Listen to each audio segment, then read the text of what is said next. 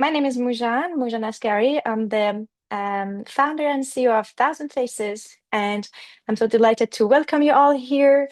Thousand Faces is a funding platform for female founders to support them to raise their funds. It's a platform also to support women into an investment. We run programs to train women into angel investing because we know that more women writing checks, that's only then that we can close the funding gap for female founders. And we have run two accelerator programs in the past 3 years that we exist. We have also ran two cohorts of Impact Angel Investment Program. One of them is actually happening right now. And this session is for our basically our cohort participants as well to be able to touch base with the startup that they would like to potentially invest. So those founders who are pitching today, they were chosen with their support, with the support of our Investors Club and our angels in the program to be chosen because there was interest in them to be met, to their stories be shared and heard, and hopefully they will go back home with some funds. So this actually we say 10 because we finally actually gave one spot to another founder. So we are 11 today who are pitching. They were chosen among over 600 pipeline we have. Just our last round of applications was 350 applications. And yeah, we're so excited to have you all. Thank you so much. And I would like to start very quickly to introduce our jury today. So maybe one by one, I will call the name. Just ladies, say your name and your fund, where you come from. Just 10 seconds because we're very short in time. I'll start from the beginning of my screen that I see. Monica, please go ahead. Me, right? Yes. Sure. So hi everyone, thanks for being here. My name is Monica and I'm an associate at Express Ventures, a fund based in Germany, but investing across Europe and the US as well in the fields of logistics, supply chain, industrial tech. So not so much overlap with what we're looking at today, but I think there's a lot of criteria we look for in founders that are transferable today. So very happy to hear all your pitches. Amazing. Thank you so much. Let's go with Amira. Amira, go ahead. Hi everyone, my name is Amira. I'm based in London. I'm an operator turned angel investor, and I'm representing Alma Angels, a community of capital allocators backing female founders and female co-founders, building IP-rich or tech-driven platforms and solutions. And I personally invest in female founders in the early stages. Very excited to hear everyone's pitches today. Thank you. Anna Colombati. Hi. Hello, everyone. Yes, I'm Anna, based in London, in the UK. I'm an executive investment professional, but turned angel investor, very much with a focus on social impact, tech for good, and femtech. Thank you so much. Anieke. Hi everyone, my name is Anieke Lemers. I'm originally Dutch, but I live in Portugal. I work for Borski Fund. It's a 50 million fund out of Amsterdam that invests from seed to Series A in female founders and diverse teams across health, circularity, and what we call future society tech. And we're also raising a second fund now, 100 million fund, which we hope to launch in Q2 next year. So we'll be actively deploying again in earlier stage startups as well. So also probably more room to do pre-seed from then on. So lovely to be here. Thank you so much. Phaedra. Hi everyone, I'm Phaedra and I'm in Copenhagen, Denmark. I'm here with two hats. The first one, it's an angel investment on my own company called Purple Orchid, and I invest primarily in health, medtech, digital health, and femtech, women's health. And I'm also representing Ada Ventures, which is a UK-based venture fund, and their focus is on healthy aging, economic empowerment, and climate equity. And we all invest in pre-seed, looking for amazing founders. Thank you so much, Phaedra. I actually see the chat is working, so I don't know what changed, but yeah, great to see that's working. For some, if it's not working, I'm apologizing. I don't know what's wrong. Helena. Thank you. Hi, everyone. Pleasure to be here today. I'm Helena from Plug and Play, located in Munich, Germany. We focus on early stage investments, everything from pre-seed to Series A, and have a strong focus on B2B and SaaS. However, we are active across all kinds of different industries. I myself look a lot at health, but happy to chat with everyone today. Amazing. Thank you. And I'm looking for Lena. Oh, yeah, Lena, you're here. Yes, But thank you a couldn't lot. find you. Go ahead. Hi, I'm Lena. I'm an analyst at the Environmental Technology Fund. We're based in London, investing all around Europe in Series A to C companies with a sustainability angle, and we invest from 5 to 15 million euros. Amazing. Thank you so much. And thanks, Sarah, for her help. So I think it's time to start the pitches. I just want to say one thing, that all these founders are absolutely amazing. And even those that they didn't make it to, they have been brilliant. It was so hard for us to actually come up with this top 11 names. So I would like to call the first founder on the stage. Sarah from Betty Health. Or is it going It's to be actually going to be Anastasia? Anastasia. Yes, Right, sorry for the Anastasia, switch up. right? Let's do Yes. that. So Anastasia, please share your screen.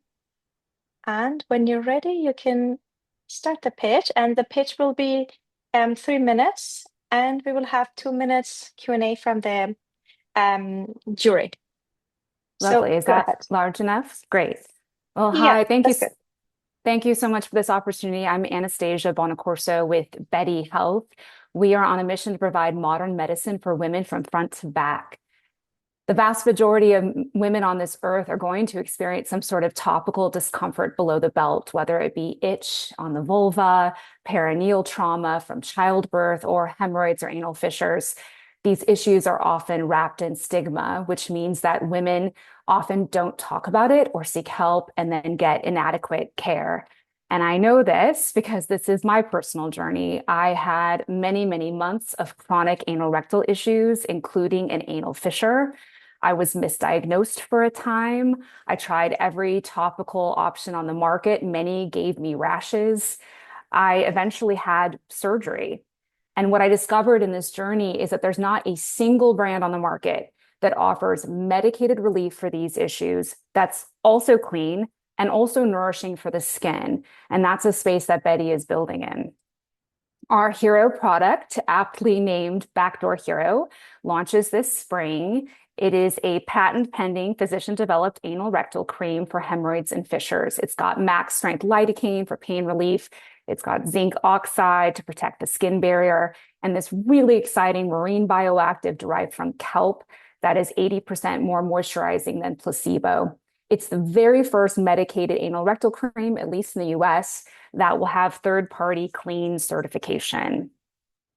We are launching on D2C in the spring, then Amazon, and then long-term, the plan is obviously bricks and mortar. And while we're offering a premium product here with premium ingredients and premium packaging, we're able to maintain an 80% gross profit margin. Our growth is really grounded in search and trust. So we are going to where women are currently asking these kind of private, embarrassing questions and seeking answers. So that means prioritizing SEO and GEO by building out a really robust digital health library that answers those questions. And it also means working with our clinical advisors on a healthcare professional outreach strategy. So women are going to their OBs, they're going to their pelvic floor therapists, their doulas and midwives to ask them these questions. We see this as an $11.2 billion category. This is just in the US, with close to 80 million in revenue projected in 5 years. And something to explain is that obviously we're developing a half dozen other products in addition to our hero. And we see this as a system that's not just treating acute symptoms, so not just treating women when they have flare-ups or issues, but also providing nourishing daily care so that we can prevent those issues from happening. We're a really unique team. My amazing co-founders here on the call, Dr. Sarah Lunsford, she has 20 years in healthcare, a doctorate in medical anthropology, a master's in public health. I come from a marketing, events, and storytelling background. And then we have these amazing board certified physicians, a colorectal surgeon and an OBGYN. All 4 of us are moms, and all 4 of us are really dedicated to impact, which is why we registered as a public benefit corporation in the state of Anastasia, Delaware. Yes, am I at stop you time? here because your time is over, but maybe you want Okay. to have time for questions, actually, if you want to wrap it up very fast. That's great. So everything you've seen here, we've already fully paid for. We are launching from our bootstrapped funds, but this is the raise that we are now endeavoring on. I'm happy to answer any questions about it. Amazing. We got 1 minute, 20 seconds. Maybe we have one question from the jury. Go ahead and unmute yourself, jury. Hi, I'm gonna go first, and thanks all for the pitch. I have a question maybe just on the financials and the margin. 80% is really impressive. How do you manage that? And how do you calculate your margin? Sure. I'll go back to that slide. So how do we calculate it? So this is gross. So this does not include actual fulfillment or any marketing costs, but this is, the cost of all of the packaging and the ingredients. How do we manage it? I don't know, exceptional management. I mean, we have a really fantastic co-manufacturer who has access to a lot of different suppliers of ingredients. So even though we've opted for organic, natural ingredients whenever possible, I think that, we're just not taking the first quote that comes across our desk.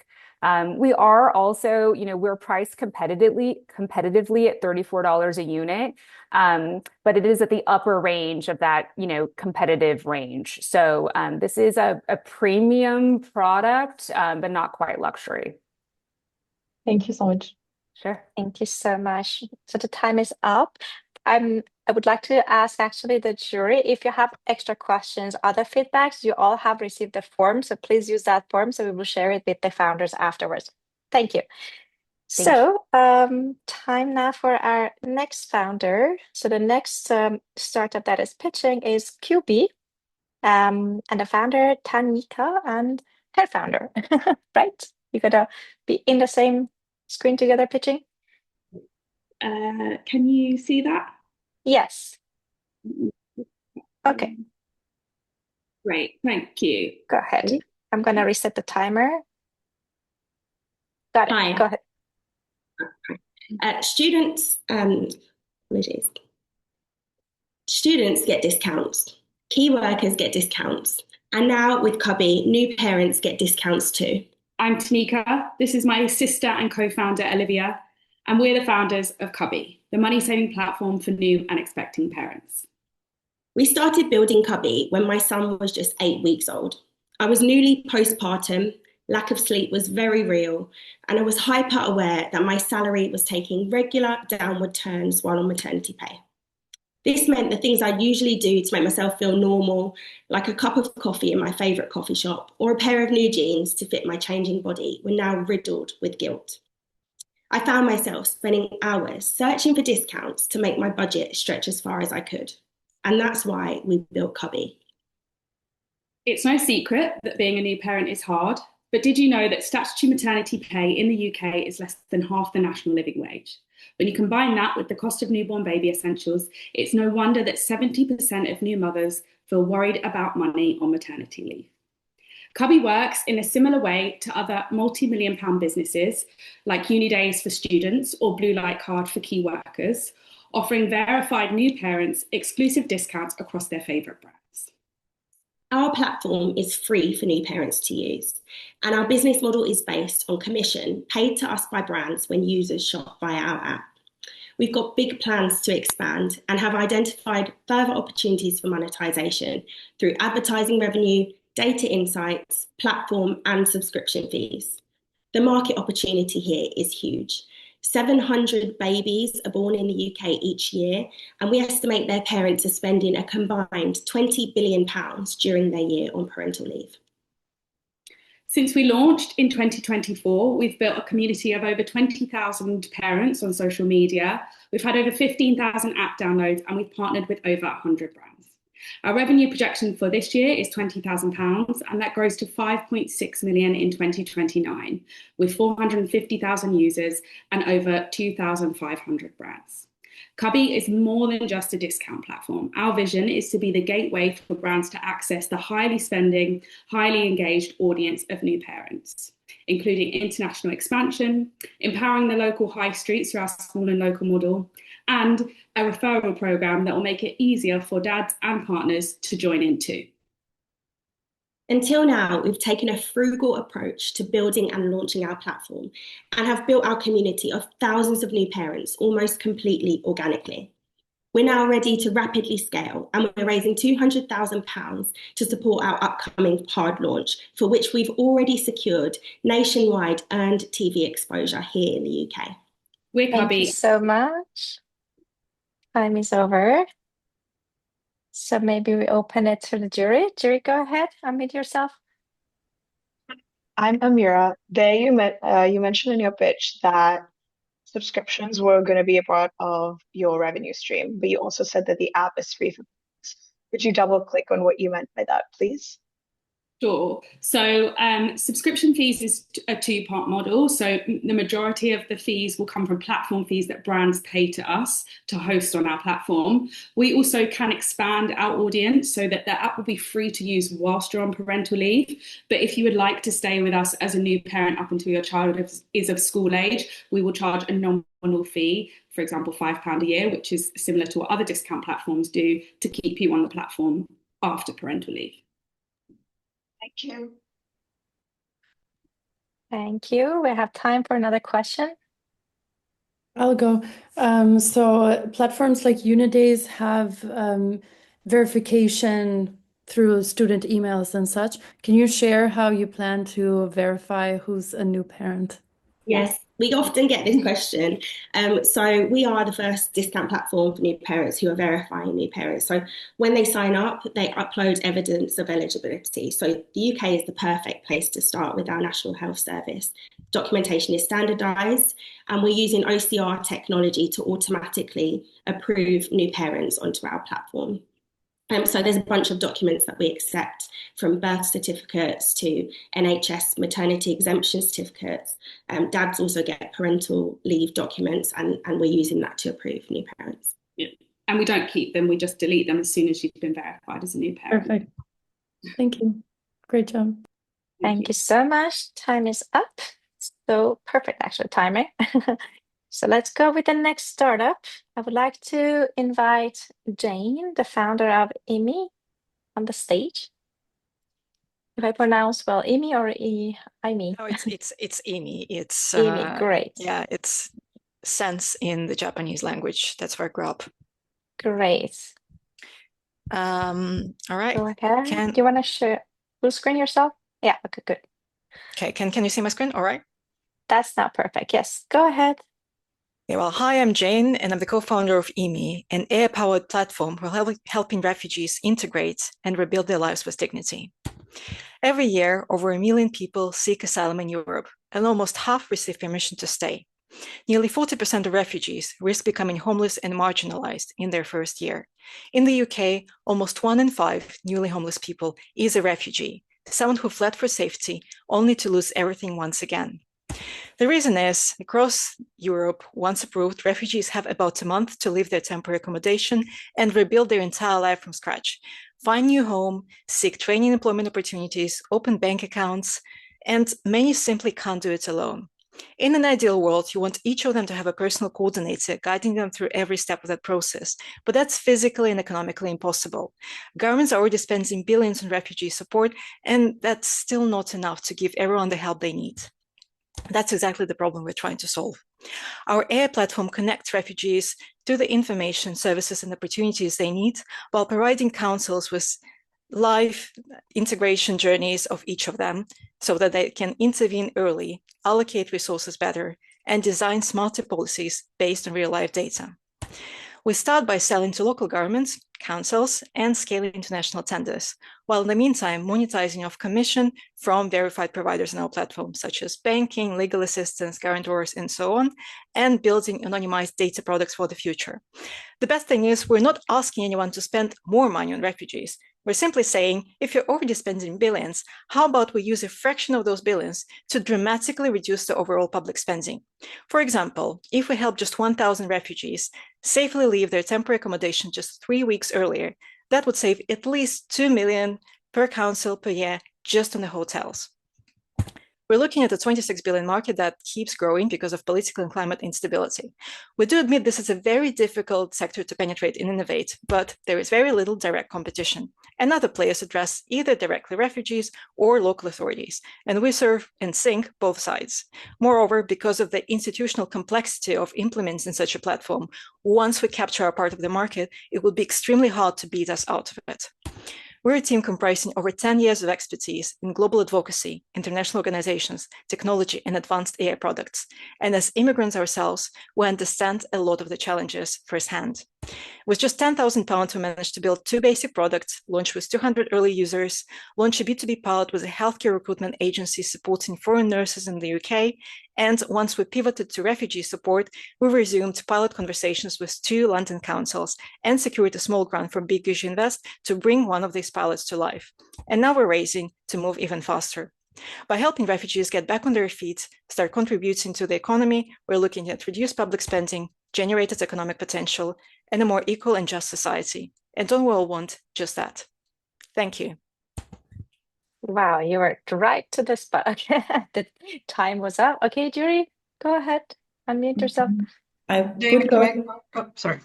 Go ahead. Oh, sorry. No, just asking, what was the raise? Because I think you went very quickly there. I couldn't see a figure how much you're actually raising. I actually didn't say it, and that is deliberate because we know how much we need to run nonstop for 12 months, and that is £500,000. But because we're now in these conversations with the councils, and they seem to be moving, we're considering taking a smaller angel check in case we do manage to get on with the councils quickly, and if they need something far more complex than what we can build in-house. So the intended raise is £500,000, but we may do something like a small bridge raise before. Thank you. Then I'll go ahead, if that's fine, Motion. Sure, go ahead. Okay. Jane, thanks a lot for your pitch. I was wondering, I know it's still kind of early days, but thinking ahead in the future and thinking about scalability, you're starting from the UK, right? And then moving on, I think you had European Union noted in your pitch deck. How do you plan to tackle this, also running into different regulations, etc., across different geographies? So first of all, we're not just looking at Europe, we're looking potentially at North America as well, but I'm not talking much about them because their politics right now towards refugees is very volatile. We know they are, at the moment, the system is similar, and one of our competitors, Parity, they actually have a pilot in North America, so that is a market that's available. In terms of regulations, obviously, regulations may be different, but with a solution like ours, basically once all the GDPR and all of the necessary compliance is achieved, it's all about uploading the right data set and onboarding the right providers. And because we're working with the government, once we get all the case studies and the proof that our solution works in one place, it becomes much easier to open these doors in other markets, especially across the EU. Jane. Thank you. Thank you so much. Time is up. Thank you. Great pitch. Let's move to the next pitch. Matt Zero by Sri, co-founder. Hi. Good afternoon, everybody. Good afternoon. Go ahead. Show your pitch. It's just loading. There we go. When you're ready. Yep, just getting a timer. Yes, go ahead. Well, good afternoon. My name is Shri, and it's an honor today to present to you Mat Zero. Mat Zero was born on a very simple belief that warmth is not a luxury, but a human right. Yet millions across the globe have to choose between eating or heating every single winter and don't have inadequate shelters or opportunities to stay warm. in crisis zones, for example, in Gaza. But even looking closer to home, in the UK, we have almost 2 million people not going to turn our heating on this winter. So, as a designer, I decided to do something about it. I designed a product that heated the person and not the space, was battery compatible, and could be even solar charged. Our flagship product is the mats that can be deployed in any type of shelter, but we have a few variations, such as the topper for hospital beds and sofas, or the mini for warmth on the go. So why me? I grew up internationally with humanitarian parents, so had a really unique upbringing and culturally rich. Going to university here in the UK, I decided to deploy my design skills and really harness my childhood to design a product that would help those communities I'd seen growing up. Since then, I've grown an amazing team around me who have taken physical products to market and in the humanitarian sector, and our team of partners is ever growing. So what have we done today? With our initial raise of 250K, we took our product development from initial, very much glued and rough and ready prototype, lab testing, all the way through to proof in the field in Nepal earlier this year. And our product is now ready for rollout. With that, we've developed our social value and leveraged over £500,000 of grant funding, including the Young Conduit Award, Disaster Relief Technology Awards, and for me, the cherry on top, a Women Innovation Award.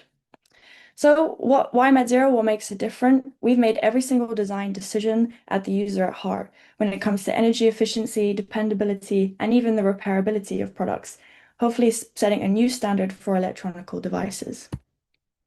We operate in a dual market model. So we have the humanitarian and disaster relief market where we pull our impact, but we also sell to other applications such as the camping industry, outdoor and leisure and lifestyle. We launched about a month ago now. Time has definitely flown on our for our Founders Edition launch through our website, and now focused on developing those B2B channels to deploy our product.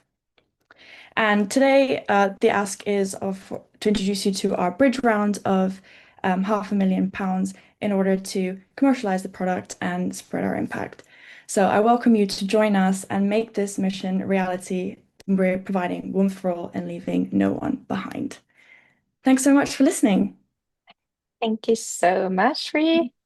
Dear jury. This sounds really good, really cool. I was curious, what are your margins like?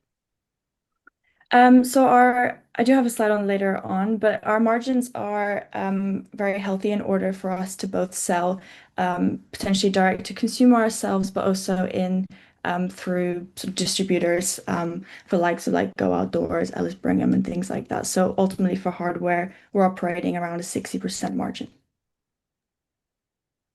Thank you for your pitch. Have you sold any so far? Because I saw on your screen where you said in negotiation and secured, that you had secured some I guess sales. And what was your average like order value? And then what is the price per mat?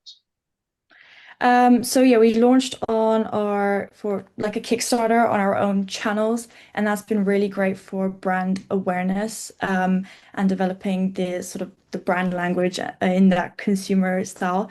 So we've been able to secure our pre-orders that way, but through that we've leveraged the more larger orders that are currently in negotiation with the likes of sort of Go Outdoors, Ellis Brigham, that the opening up of our consumer product allowed those conversations to have. And we've also secured contracts with sort of government arms to develop and continue our research arm as well. Like we're going back to Nepal next month to do a whole clean air study around. So that's been our largest order so far of £37,000 in order to sort of continue the research there. But brand awareness takes time, so we're only sort of in the starting of that process. Maybe last question on the also related to that on the humanitarian market. Who are your clients exactly? Do you sell to governments then, or who is paying for the mats? If you can just answer very briefly, because time is over, just 10 seconds, it's okay. Go ahead. Right. The likes of like the UN or governments, depending on their area, region, mandates, it differs on the country. Thank you so much, Shri. Great job. Great pitch. So we're gonna move on to the next pitch by Nadia for her startup, Marlowe. Nadia, Amazing. please go ahead. Perfect. Hi, everyone. My name is Nadia, co-founder of Marlowe, and we're making periods less painful with the very first lubricated tampon. 54% of women struggle to use tampons, and this was something I personally experienced growing up as a swimmer. I hated using tampons, but because I couldn't use them, it made me have to pause on my life every time that I got my period. And that's what inspired us to create the very first Easy Glide lubricated tampon. It is a patented innovation. It's a Class 2 medical device that we had to go through over a year of testing and development to get our FDA approval, and we got that at the end of 2021. And it's all environmentally sustainable, organic cotton, and toxin-free. We have incredible reviews from our customers, people like Maggie, who share that this product is completely life-changing for her. And we sell the product through 3 primary channels. The first is D2C Amazon, which about 80% of our sales are coming from. And here we have a subscription model, which perfectly matches up with the customer's monthly cycle, and for us results in recurring revenue every single month. We sell into over 100 retailers, including Whole Foods, Healthy Planet, and many more in the natural channel. And we also sell B2B to different fitness studios who purchase the product wholesale. And then this creates a marketing flywheel for people to discover us at their favorite studio and then purchase the product on our D2C website or Amazon. In terms of our traction, with the 2.5 million that we've raised so far, we've developed and patented our product. We received FDA approval, and now we're in market doing over 1 million in revenue. We've grown our TikTok community to over 150,000 individuals. We've established market share and got awarded the Amazon's Choice bestseller, and we've launched into 100 retail accounts. This year, we're on track to do 1.2 million in revenue, and next year, with the expansion into new products and TikTok Shop, we're on track to do 5. We're doing a pilot next year with CVS, which will then result in a mass rollout in 2027 and continue to expand our products from there. But our vision is much more than just a lubricated tampon. Just like you have a skincare and hair care routine, we envision that when you walk down the feminine care aisle, it's no longer just tampons and pads, but it's a whole period care routine with products targeted towards every single PMS symptom, like cramps, support, bloating, mood swings, and many more. And we've already positioned ourselves. Oh yeah, go ahead. Sorry, I became a It's only mistake. Go 2 ahead. minutes, I think. Yes, I counted it wrong. Go ahead. Okay. And we've already positioned ourselves as the thought leader, and people turn to us for innovative products and education. And that's how we're going viral. We have our educational content, the TMI Club, where we break down questions that are typically considered TMI. We have over 150,000 followers and 21 million organic views of our big sister educational content, a 15 times higher engagement rate than the leading competitor, Tampax. And that's our underlying magic. Not only do we have a first to market patented innovation, we have this entire brand and community engagement model around it as well. Our team met in business school. We've been awarded Forbes 30 Under 30, and we have leading advisors from some of the top CPG companies. And now we're raising a 1.5 million seed plus towards R&D for future products to scale our Amazon and TikTok shop, grow our community, and hire new members of our team, a growth marketing manager. Thank you. Amazing. Thank you, Nadia. Go ahead, Anika. Yeah, great pitch. I was curious. I saw a picture. It seemed like a separate lubricated, let's say, bucket where you dip it in. So it seems to be changing consumer behavior a little bit. Can you allude a bit to how it works exactly? And also, I'm seeing a lot of plastic there. Like, how do you perceive like the plastic waste compared to, let's say, traditional tampons or the cups, the organic cups?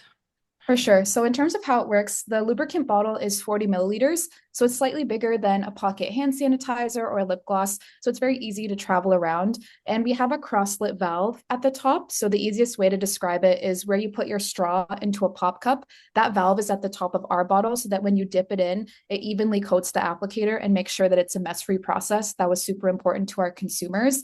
And the applicator is actually made out of a sugarcane bio-based material as opposed to traditional plastic, which is made from petroleum. So we have taken steps towards environmental sustainability. The tampon is all organic cotton and the wrapper is all compostable. Ideally, we'd love to make a biodegradable applicator one day as well. But for now, we have taken these steps towards environmental sustainability. Thank you. And to follow up on that, if we have time, in cases where you're selling this to workplaces or studios, would one this would it be shared? Like there's individual tampons, but then the cup with the lubricant.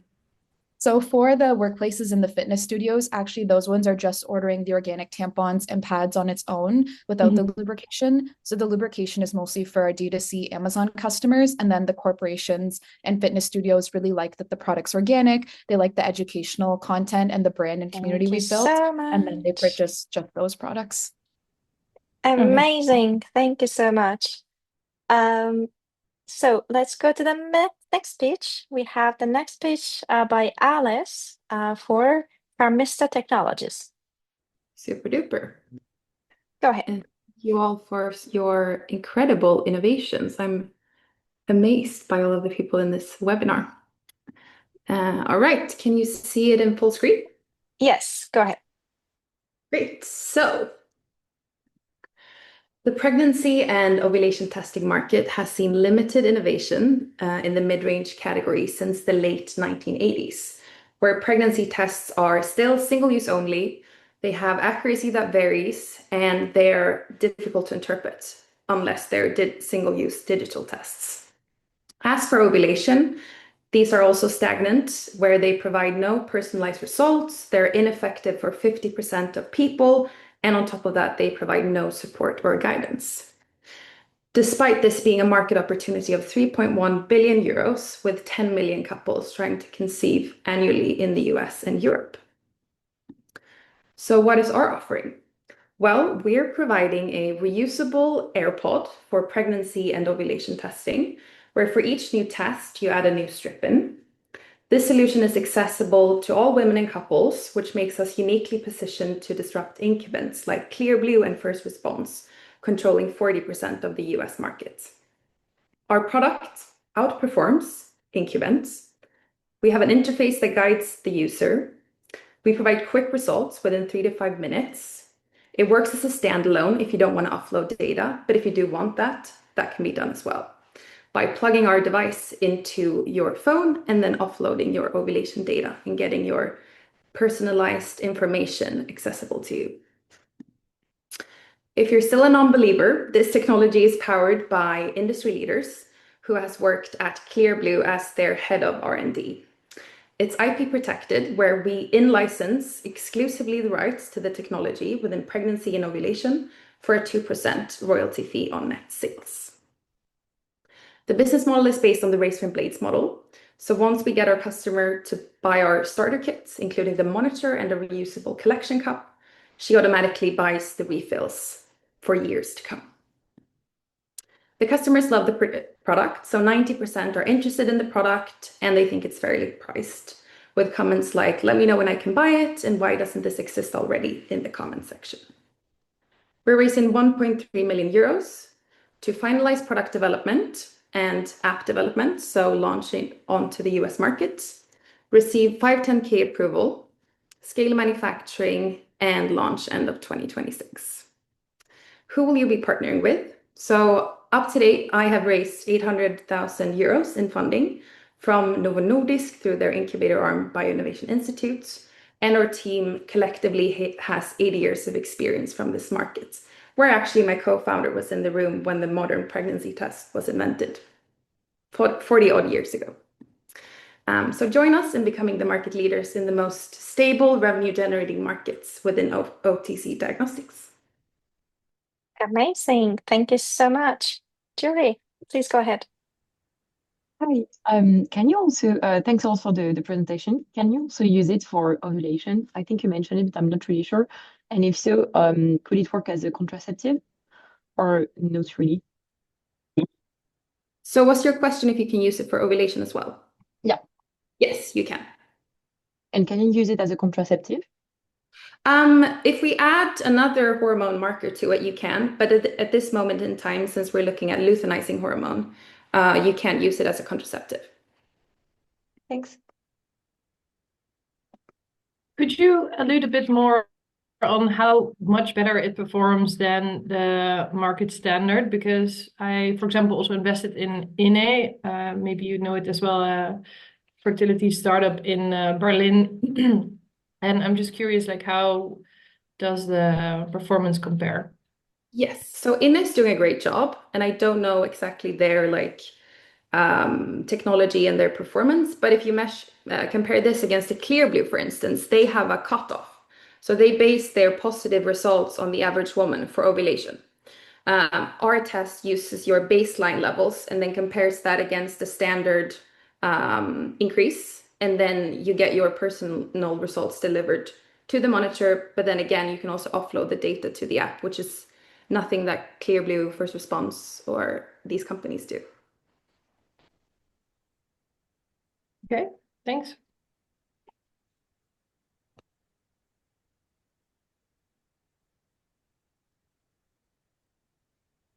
No other jury member have questions. I can come up with more questions. We How much unfortunately did don't it have cost? time. We have, okay, 10 seconds. Do you want to say? Well, how much does it cost? Just, yeah, it's So 2 was it a seconds. question? How much does it cost? Yeah. So here is the pricing model. Oh, so yeah. the starter kit for 45 euros, and then the refillables in packs of 6 for pregnancy tests, so 4.5 euros. And sorry, for time is over. Sorry. Amazing. Great job. So let's move on to the 7th pitch, Poppy Furnitures, Samantha. Go ahead, Samantha. Hi, all. Can you see my screen? Yes, go ahead. Okay, perfect. Hi, thank you all for joining. I am Sam, and I'm one of the co-founders of Poppy Furniture. We are a furniture rental platform currently based in the UK. Poppy was built as we saw a gap in the market for people who aren't in their forever space. The current options that exist is one, spend an insane amount of money on quality furniture that you like, but when you move, you relocate, you end up trying to sell it, even paying to put it in storage, and you're just spending too much money. The other option, which renters typically take, is buying cheap, disposable furniture. You don't like it, it doesn't look good, and you end up throwing that away, which contributes to a huge amount in UK landfills. In the UK alone, 22 million pieces of furniture are contributed to UK landfills every single year. This is what we're trying to fix at Poppy. We're building an ecosystem where consumers are able to access quality built-to-last furniture with flexibility, given that there's actually a huge burden to owning bulky items, and these quality furniture brands are able to expand their reach and revenue by renting something 3-4 times as opposed to selling it once. Now, how do we make money? Poppy charges a 30% service fee across all transactions on our platform. This provides access to the consumer and also the infrastructure for rental. Over the next 5 years, we plan to capture 5% of our UK target market, that's private rented households in urban and suburban areas, which translates to around 400,000 items rented, which gives us a 433 million pound gross merchandise value on our platform. Now, what have we done so far? We're adopting a B2B2C approach by targeting 3 major areas. The first being build-to-rent development spaces, global relocation service providers, and then also flexible workspaces. We've already secured exclusive partnerships with 4 interior designers to be their preferred furniture rental provider, 2 estate agents, and are the designated furniture rental provider on a property management platform service. We have 79 items in active rental across 20 customers. This has a 2.8K average order value, and the average rental time is 12 months. We have just under 1 million in our pipeline of active proposals, which is forecasted to save around £412,000 to our end consumer. We're raising 400K as part of our pre-seed round to help us land deals with major key accounts, so that's in the developer space and relocation service providers, and then continue on the build of our customer-facing platform, which includes integrating an AI interior design service to enable scalability. Please join us in our journey in making the furniture industry more accessible, flexible, and sustainable. Wonderful. Thank you so much, Sam. Dear jury. I can ask a question. I looked also at a secondhand furniture marketplace to invest in for a while. I know unit economics is really hard there because marketing is so expensive. Could you share a bit on your unit economics? Like how does your customer lifetime value compare to your customer acquisition cost? Yeah, correct. So we're really pushing bundles as opposed to individual items being rented. So we're really landing specifically with these key kind of contracts with developers and relocation service providers is offering turnkey solutions. So we're not just renting one sofa into a home, we're renting an entire turnkey solution. Which is getting us a better margin cost. Right now, we're averaging around 40% margin, but that is with discounts applied as well. Yeah, it's not really the margin that I'm asking about, but more like over the lifetime of your users. Like it seems to be a rental platform, so recurring revenue, versus like how much do you spend to acquire one new customer? That's what I meant to Oh, ask. yeah. So we're averaging around 4-to-1 between LTV and CAC at the moment. Okay, good.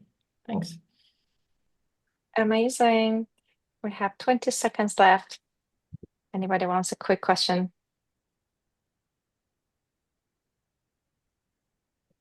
Or if yourself you want to use this time to explain something more, feel free.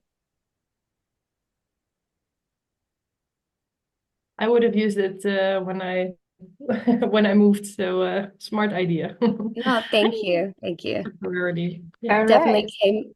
came out of that need personally to need nicer furniture and a flexible solution.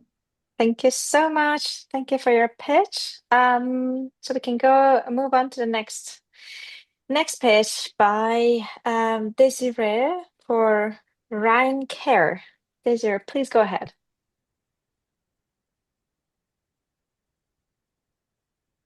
Thank you very much. Hi, everyone. Every woman knows this feeling. It's day 2 of your period, and the last thing you want to deal with is a product that leaks, hurts, or just doesn't feel right. That's why we created Raincare. I am Desiree, managing partner and chairwoman. We are a Swiss startup bringing innovation and quality into women's health with the only Swiss-made reusable period disc, a safe, comfortable, and sustainable alternative to tampons and pads. Period products haven't changed in nearly 100 years. Most women still use disposables that create waste and can contain chemicals that irritate bodies. Reusable products exist, but most are cheap imports, uncomfortable and poorly designed. This is why we developed the Rain Disc. The disc is made from 100% medical grade silicone, produced entirely in Switzerland and protected by a patented design that makes it easier and safer to use. It offers up to 12 hours of leak-free protection, feels like nothing, and even works during sports and sleep. Most of the other discs on the European market are imported. We own the full process, design, manufacture, and quality, all Swiss-made. This gives us a unique advantage in trust, safety, and brand credibility. The global feminine hygiene market is worth over 24 billion and growing fast, with reusable products expanding more than 20% each year. In Europe, there is still no premium brand owning this space. We are here to fill that gap. We launched last year and already seeing strong results. In September this year, we hit 5-digit monthly sales and 144 growth in our best month. Our mix is around 70% B2B clients and 30% D2C clients. Our campaigns deliver at the moment up to 10 times return on investment. Our margins are excellent. With such low production costs and the Swiss-made quality, we are building a premium yet highly profitable product business.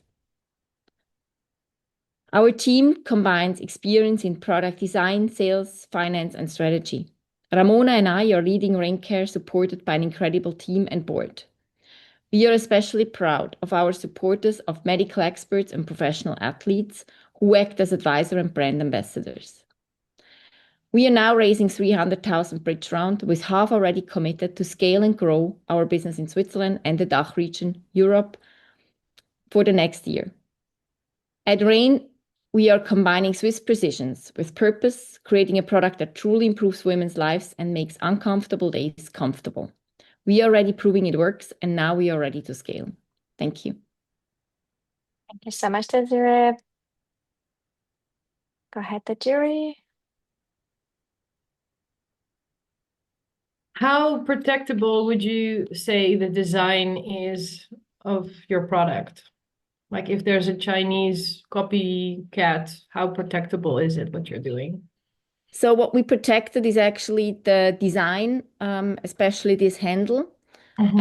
So that's what we could protect at the moment, and it is actually should also be protected for China.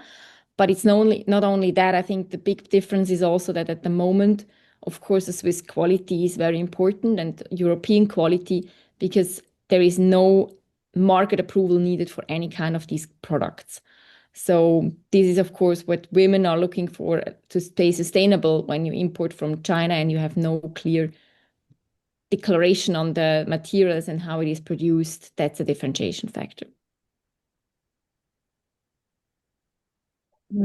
Hi, maybe what's your go-to market? Do you sell on marketplaces? How do you sell the product?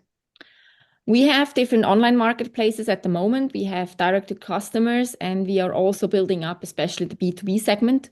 So we are in conversation with multiple B2B retailers, physical as well as online, to scale over the next year. Thanks. A quick question about how many times can it be used? And then there was a slide where you had a spray bottle. Yeah. Is that part of it? Yes. So this can be used. We calculated it for many years. You can use it from the materials, but out of experience, we expect that the women is buying a new one after 1.5 to 2 years, because you can see a little bit of usability or used elements on it. The spray is a cleaning spray, which allows to clean the cup, the disc, when you're, for example, traveling or during the period, so you don't have to cook. Thank you, Desiree. If you can wrap it up, the time is over. Thank you so much. So that's moving on to the next pitch by Natasha for Snowlax AI. Natasha, go ahead.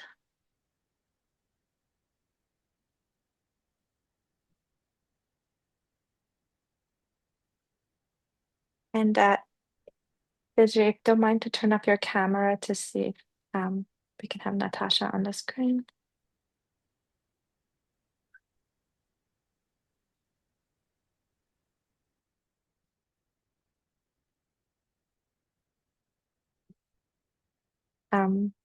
We don't have a sound from Natasha, right? No. No.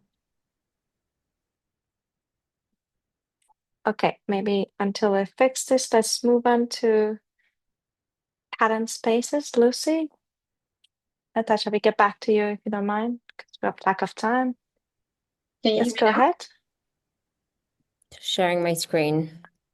Let's go with Lucy and then we come back to you, Natasha. Yeah. Good now? Go ahead. Yes, perfect. Go ahead. Sorry. Okay, so hi, I'm Natasha, the co-founder of Snowlift. Sorry. I One didn't know second. if I was going to go. Sorry, who did you want to go? So it's now Natasha on the screen. Let's just stick with you. Go ahead, Natasha. Can you turn on your camera? We don't see you. As well. Yeah, I think my computer just broke. Well, it's okay. We can go without the camera just for the sake of time. There we go. Oh, okay. Now just share I your don't know what screen. happened there. There we go. Okay, there we go. Can we see it now?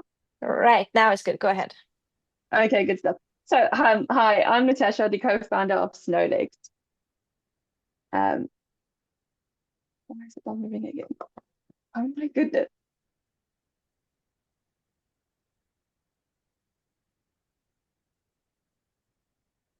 Okay, so meet Gen AI.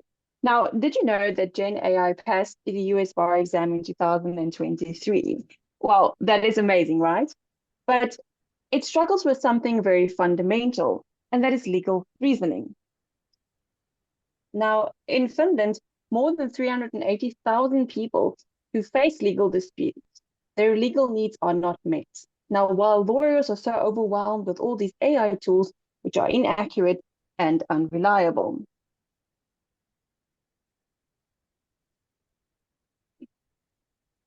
Why is this thing not moving? So why does AI fail? Now, predicting text and legal reasoning is not the same thing. So while Gen AI is good for things like drafting, research, coding, and image making, it is based on general information. And because of its limitations, using Gen AI for law can really cause a lot of hallucinations and inaccurate answers. So why does this happen? And it's because Gen AI is not trained for law. Now, what is it that the legal world really needs? It's definitely not another legal AI tool, because there's more than 5,000 of them already on the market. The legal world needs legal intelligence, and that is what we are doing. And this is where law becomes intelligence. We are not building another AI tool. Snowflake is a legal foundation model made up from verified and structured data sets, trained on specialized algorithms to apply domain-specific knowledge, making this the legal language model that every legal tech tool will eventually rely on. Now, globally, more than 5.1 billion people have access to meaningful justice. And this is why the UN SDG 16.3 is so crucial. Now, Solex is built on both the common law and the civil justice systems. And 90% of the world's justice systems are either common, civil, or hybrid principles, thus making scaling faster. Now, with our API plugin and token-based model, legal tech tools, law firms, governments, organizations, and startups can take advantage of Snowlegs and finally build sustainable and impactful legal tech tools, starting with Finland, then branching out to the Nordics, and eventually to the rest of Europe.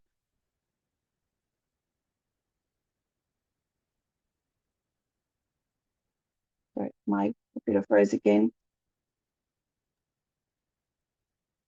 So I want to say that your time for the pitch is over, but if you prefer to use this to finish your pitch, you can definitely do that. First of all, if I can just get my computer to move. Maybe let's just go ahead with a question from a jury instead. Yes, that's fine. Yes, thank you. Sorry for that. Sure, no worries. Dear jury. Thanks. I have a question on the business model. Who are your clients? Do you sell to consumer? Do you sell to law firms, businesses? How does it work? All right, so we are building a language model. So it's something similar to if you think about ChatGPT or Llama, where people can eventually build tools on our system. So it's basically anybody that's trying to build a legal tech tool. A lot of law firms do have an AI plan or AI strategy in place. And this is the perfect opportunity for them to use a language model tool or a language model to plug into their AI spaces instead of using things like Copilot or ChatGPT. Thanks. What's your traction like? How much revenue are you making? We are still very much in the early phase. We have just completed MVP. We do have a test bed and a pilot with the municipality of Vantaa, which is in Finland, as well as the Laurea University of Applied Science, their business law faculty, and that's kicking off in January. All right, thank you so much. Thank you, Natasha. Great job even with the technical issue. Let's move on to the next pitch, Lucy Talent Spaces.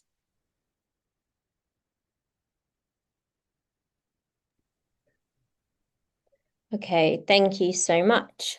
Hello, I'm Lucy and I'm the founder and CEO of Talent Spaces, and we're a B2B SaaS platform for governance, compliance and fair hiring and responsible AI. Over 70% of employers now use AI in the hiring process. These tools decide who gets hired, who gets seen, and who gets rejected. But when they're trained on biased data, they risk amplifying existing inequalities rather than reducing it. We're seeing this play out in the courts of one of the largest collective action cases in employment law history with the Mobley versus Workday case. Amazon also recently ditched the AI recruiting tool that favored men over women for technical jobs. Non-compliance is not an option, with regulations catching up as well as international standards. Next year, the EU AI Act is coming into force with up to 35 million in fines or 7% of annual revenue. AI governance in hiring is slow. It requires manual audits and regulatory mapping, and it's also risky with many gaps from vendors and also supply chain, like the recruitment agencies they work with. So we're turning compliance pressure into competitive advantage with our platform, automating AI governance to prevent risks, saving time with intelligent regulatory and audit-ready reports, and providing end-to-end visibility across supply chains to close those AI governance gaps. We have a data analytics platform that looks like this, powered by the largest academic study of its kind, which we did with Oxford University in 2023. It covers all stages of the hiring process and including ethical AI. We have proven sales and traction. We have done over 350K in revenue as of September of this year, and we won one of the largest contracts with the NHS, which is the largest employer in Europe, delivering an inclusive hiring review comprehensively across their recruitment process. We won this tender against 30 other organizations, and we've also onboarded many organizations in highly regulated sectors like financial services, public sector, and insurance. And we're targeting 3 million by the end of 2027. This is my team across tech, consulting, and AI and data analytics. My background was at Bain and Ogilvy, and we're tackling a $62 billion market, which is the enterprise governance, risk, and compliance market, but specifically the global HR compliance software market. Next year, we're hoping to do over 620K in revenue and targeting at least 16 million by 2029. We're raising $1 million with 20% already secured from impact investors, but we're also looking for angels as well. Back us to create the global trust layer for fair and compliant hiring, where every company is responsible, recruitment agencies uphold trust, and every candidate is treated fairly. Thank you for listening. Wonderful. Thank you so much, Lucy. Dear investors in the jury, questions?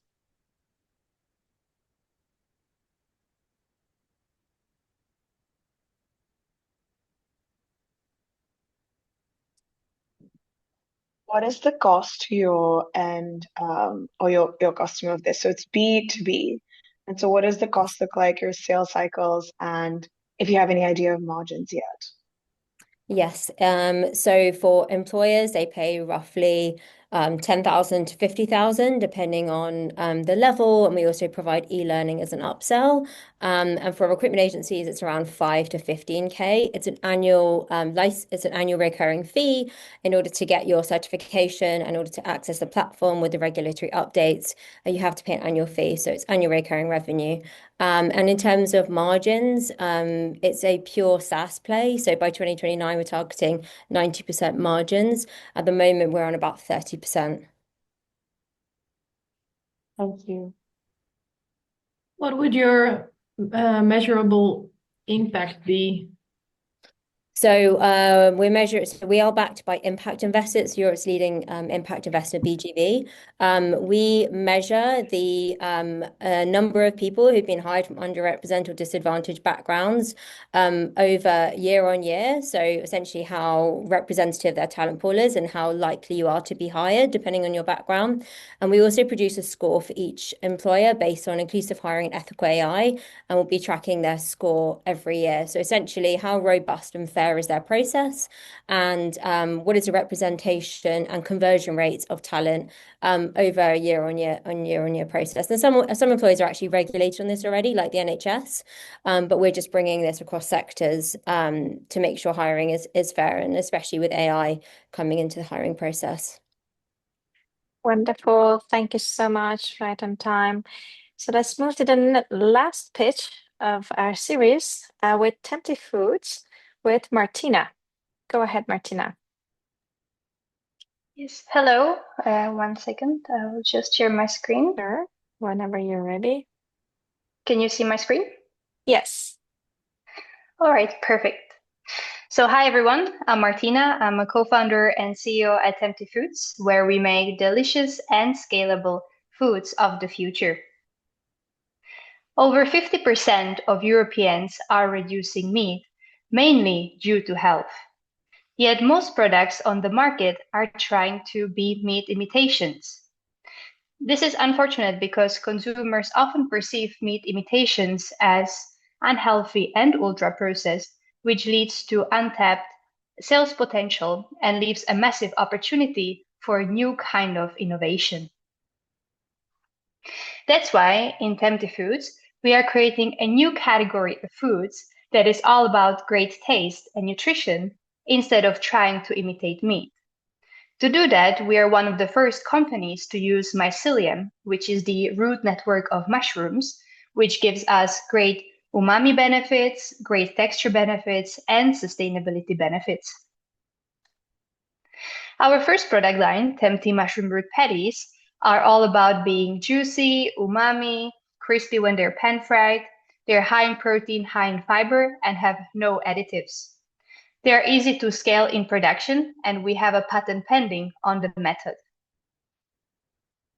We are already successfully growing in the Danish market with more than 200,000 euros in revenue, and we have also validated our significant CO2 savings in comparison to meat. The timing for our innovation couldn't be better because the EU meat alternative market is expected to grow by 8% annually, and mycelium-based innovation like ours is expected to lead the growth in the market. Our recent wins are, for example, a launch of our new product, Spicy Korean Steak, with 7-Eleven Denmark, and a launch with one of the biggest burger chains in Denmark called Halifax. This is the team. We are 3 co-founders with background in food innovation, nutrition, food technology, and business. We were selected as top 25 female founders to follow in Denmark in 2024, and we're backed by amazing investors from our pre-seed round with expertise in sustainability, food and beverage industry, and strategy. We are currently raising 1 million euros at 3 million euro valuation to scale. We already have a term sheet, but it's still possible to potentially join with a minimum ticket size of 25,000 euros. Alternatively, it's also possible to join through a crowdfunding for equity campaign that we will launch in January 2026. So as we like to say, stay tempted and join us on our journey to innovate our food system. Thank you very much. Thank you so much. Jury? Yes. How does your production process look like for the different products, and how are you planning to scale that to meet demand and grow further? So we're actually doing everything through partnerships. So we have partners that grow the mycelium, and we have partners for production. And we work with all our product lines with making sure that they can be scaled with existing technology. So we actually already today are moving our production to a large-scale production facility in Netherlands that can definitely sustain all our growing demand from the market. Thank you. I'm very curious, how does it taste? It's tasty. It has this nice umami flavor. I would say it feels familiar, but you will not be able to say it tastes exactly like this or that. And I think this kind of familiarity is something that has been really important for us in our product lines, because we know that as consumers, we are all used to having difficulties with changing our diet. So we like to eat something that feels familiar. And actually, the sense of familiarity has been mentioned by people from different countries that have different kind of customs when it comes to food. And that's one of the big sort of achievement that we feel we have managed to do in our product lines. Maybe we can also ask Fadria, because she has tried our product. Good. It's really amazing. It's a good blend of crunchy and very tender on the inside.